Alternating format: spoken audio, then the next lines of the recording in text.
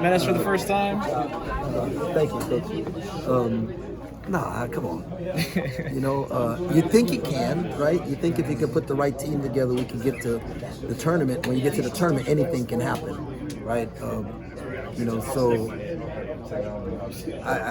I can't tell you like, I knew all along. But I knew we'd get to the tournament, and then anything can happen there. And I felt like we had the staff and the team that could cause people problems. I thought it was interesting when you called that timeout at the start of the second half when Kentucky was on the run. You spent quite a few minutes talking with your staff before you finally went back to your team. What was discussed there? And I guess they eventually turned the tide of the game. What did you guys talk about? Well, they needed to settle down, right, and refocus. So you give them some time. We had 3 turnovers in a row. They were 6 for 8 from the field, and everything was at the rim. And we were shooting jump shots. So, the thing that allowed us to take the lead in the first half, we came out the second half and did the opposite. And so they settled down and they got back in.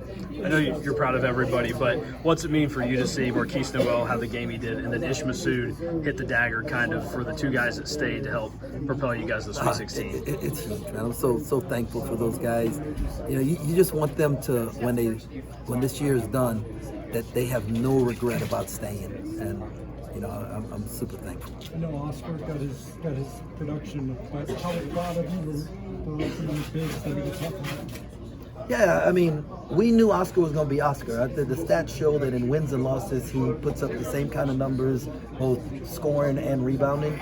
And so our job was to stop everybody else. And we didn't do as good of a job on Kason Wallace. He had a tremendous game, but I felt like we did a really good job on everybody else. The first half, especially fundamentally, it seemed like you were really locked in the team concepts on defense. Oh yeah, we locked in on defense in the first. I thought we did a really good job in the first half. So that kind of kept you in the game there for a while. Yeah, in the second half when they started posting Kason, that was a little different. We didn't really have an answer for it because we wasn't going to take Keith off of him.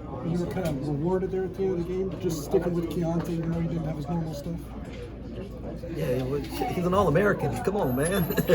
Big-time players make big-time plays and big-time moments, and I knew he was going to hit that shot. Ish said that when he released his shot, he didn't know how far back he was, but he knew he made it. What was your thought when that ball? I knew it was going in. I was telling Ish, space Ish, and I knew he was going in. I was like, hey, we're going to New York. Jerome, how much of a statement is this for you and your program? First year, beat a program like Kentucky and going to New York to play in the Sweet 16. Well, we have a program that's rich in tradition also. And like all those old dudes that played for Kentucky, they ain't coming back, right? Tradition does not help you if you don't get out there on the floor and play with some dudes. And we had more dudes than they did today. And that's what that was. What's your favorite thing about New York City? Oh, the cheesecake. Okay. Cheesecake, man. That's Ooh. Yeah. That's. I mean, it's a great place to visit. My wife is going to do quite a bit of shopping, I presume. So. but it's okay. She puts up with me, so she can do it. Where are you guys headed for dessert today? Hold on 1 second. How big was David? Wasn't David huge? Man, he did not back down. He fought, he scrapped, he clawed, he got hit multiple times, and David was huge. You said he played without a shoe too. Yeah, like the shoe was coming off, but he was still guarding and rebounding. Yes, sir. Just saying, where are you guys going after the game? We're heading back. Our flight leaves at 7:45. So no dessert. Yeah, no dessert tonight. We got to catch that flight. Casey will go crazy if we try to do that. I know you didn't recruit him out of New York City, but did you get a feel right away that guys like Marquise and Ish were New York dudes?